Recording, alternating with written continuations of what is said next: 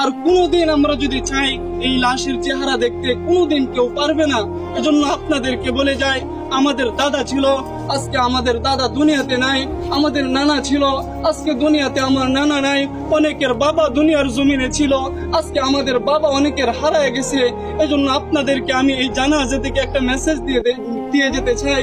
যারা আজকে মনে করতেছেন যে দুনিয়ায় আমার জন্য আসল, এ দুনিয়ায় আমার, এ দুনিয়ায় আমার, আল্লাহ তাআলা বলতেছেন আমাল হায়াতুদ দুনিয়া ইল্লা মাতাউল গুরুর, যে দুনিয়াটা হচ্ছে একটা ধোঁকা, এ দুনিয়ার সব কিছুই ধ্বংস হয়ে যাবে। আমাল হায়াতুদ দুনিয়া ইল্লা মাতাউল গুরুর, যে দুনিয়াটা ধোঁকা। আজকে তোমার স্ত্রী, সন্তান, আত্মীয় স্বজন এরা সবাই ধোঁকা।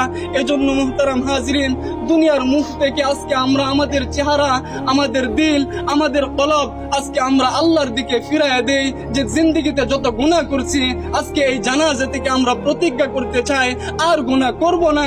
যেই কবরে আমাকে যেতে হবে, সেই কবরে আমাকে একা থাকতে হবে, আর গুনাহ করব না। এই প্রতিজ্ঞা করে যদি আমরা এই জানাজা থেকে যেতে পারি, ইনশাআল্লাহ এই জানাজা আমাদের জন্য সফলতা বয়ে আনবে। সুবহানাল্লাহ। এজন্য কথা আর লম্বা করার কোনো প্রয়োজন নেই।